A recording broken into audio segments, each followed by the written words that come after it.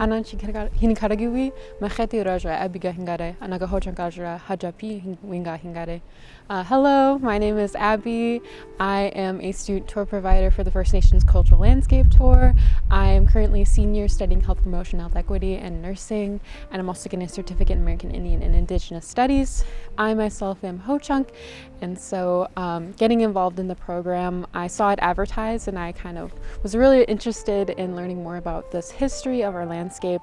It is said we're one of the most archaeologically concentrated, rich campuses in the US, and that's because of how much presence Ho-Chunk have had with this area.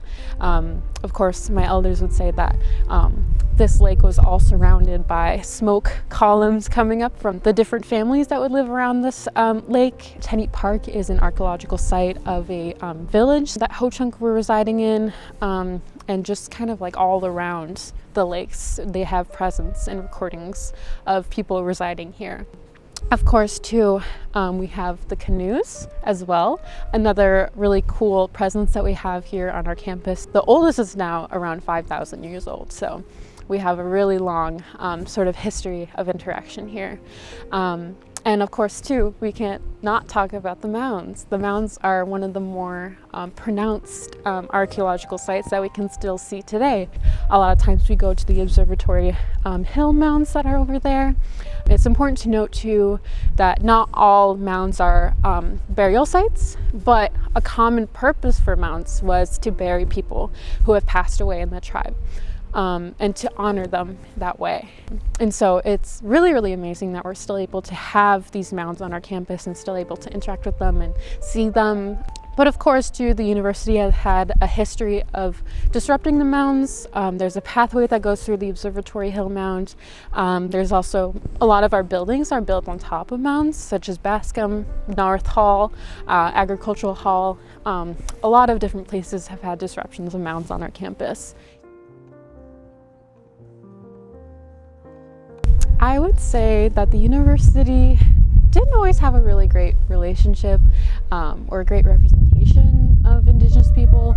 The first Native student to graduate from this university was in 1950, and of course 10 years before that, all the way going back to the 1890s, they would have this ceremony called the Pipe of Peace ceremony. They would gather out on Library Mall and they would dress up in Native sort of outfits, and they would hold speeches, and they would have a fire, and then the junior class and senior class would come together and they would pass this peace pipe, which peace pipes are actual ceremonies that we have within tribes.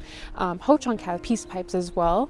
And again, too, during this time period, it was illegal for Native people to practice their own ceremonies. And so if a Native person were to participate in a peace pipe ceremony, they could be arrested. And here we have students participating in that ceremony, not in a really appropriate way, I would say.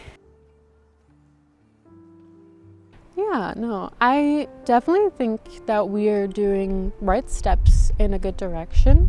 We have the Wisconsin Tribal Education Promise, which provides support in tuition for Native students that are enrolled in federally recognized tribes in Wisconsin. But again, too, it's hopefully that can set a foundation for a better future to support more Native students to come to our campus.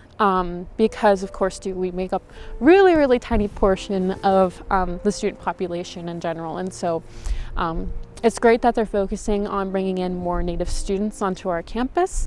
But of course, too, we always could expand more in our program in supporting Native people. It's really important that we're looking at our landscape and seeing what is the story that's being told and how are ways that we are presenting other people in our community.